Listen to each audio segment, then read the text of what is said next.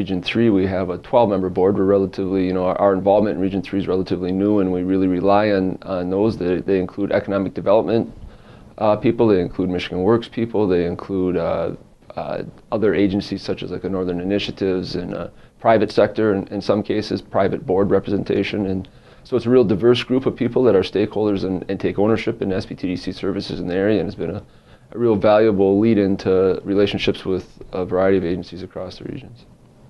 Well, in Region 3, we were able to, leverage a lot of growth in that region in partnership and collaboration. And some of the things we did is worked with local foundations, NEMSCA and the Michigan Works in that area, to put actual consultants on the ground.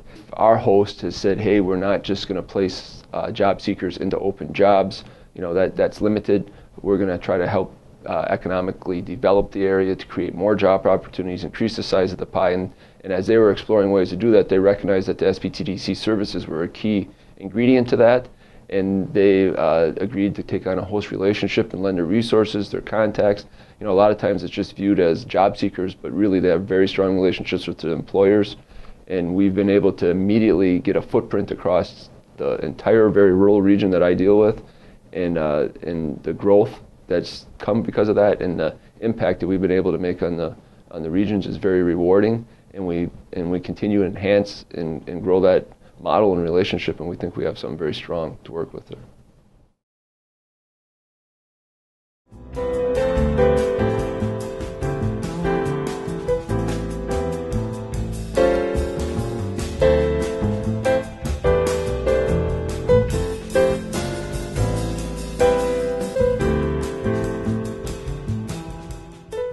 Our core business is an internet-based motorcycle parts and accessory business that we cater to anybody in the motorsport industry. Doesn't matter if you're local, if you're regional, if you're national or international. We ship anywhere. Now with the transformation of the business growing as fast as we have, we're going to put on a retail outlet also, so we can take care of all the locals without shipping everything. An interesting story, we started actually in a garage. We liquidated one motorsport company and we had a bunch of parts, so we decided let's sell the stuff on eBay. So we had 1-2 listings up, doing okay, and kind of seen the potential of it, so we developed our own website, and things grew quite rapidly from there. The new 30,000 square foot building, and renovated that to what it is today, and getting ready for a grand opening. I've always had bikes my whole life, enjoyed them, rode them, so on and so forth, worked on them. And when this came along, I thought, what a perfect fit. I enjoy it. The problem is now I work so much I don't get a chance to ride as much as I'd like. Yeah, when we renovated the facility, we used all local contractors. Any suppliers for any of the material that we needed, any of the laborers, any of the general contractors, everybody we hired was local. Yet we ship all over the world. We actually at one point in time tried keeping track of how many countries we shipped to, and I think it was 83, and then we kept counting, quick counting.